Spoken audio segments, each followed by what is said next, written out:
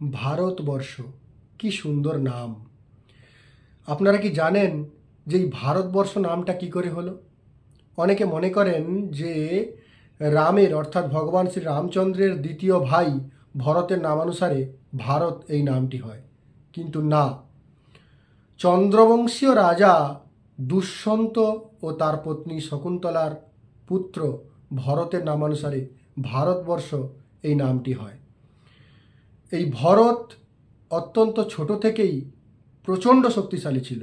বড় বড় সিংহকে, বড় বড় হাতিকে, বড় বড় ভাল্লুককে নিজের বাহুবলে পরাজিত করতেন এবং সেই সমস্ত পশুদেরকে আধমরা হওয়ার আগে পর্যন্ত পিটাই করে বা তাদেরকে যুদ্ধে পরাজিত করে তারপরে তাদেরকে তিনি ছাড়তেন। এই জন্য তিনি সমস্ত বড় বড় বলশালী পশুদেরকে পরাজিত করতেন বলে তাকে সর্বদমনও বলা হয়।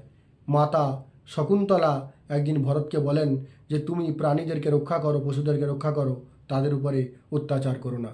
তিনি মায়ের কথা শোনেন এবং বড় হয়ে তিনি রাজচক্রবর্তী সম্রাটে পরিণত হন। তিনি যমুনার তীরে 100 বার, সরস্বতী নদীর তীরে 300 বার এবং গঙ্গা নদীর তীরে 400 বার অশ্বমেধ যজ্ঞ করেন। পরবর্তী সময়ে আবার নাকি তিনি সহস্রবার অশ্বমেধ যজ্ঞ করেছিলেন। এছাড়াও রাজসুয়াদি অনেক যজ্ঞ তিনি করেছিলেন। তাকে যাজ্ঞিক বলা হয় এবং ধার্মিক বলা হয়।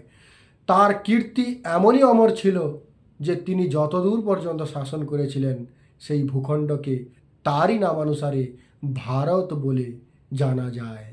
এবং তিনি তার রাজত্বকালে ব্রাহ্মণদেরকে ধন, রত্ন, সম্পদ, গাভী ইত্যাদি প্রদান করেছিলেন। তার সুশাসনে প্রত্যেকেই সুখী ছিলেন। তাই সেই রাজার নামকে অমর করতে এই ভূখণ্ডের নাম হয় ভারত, আর ভারত থেকে ভারতবর্ষ। সকলে ভালো থাকুন, সুস্থ থাকুন। আমরা গর্বিত, আমরা ভারতীয়।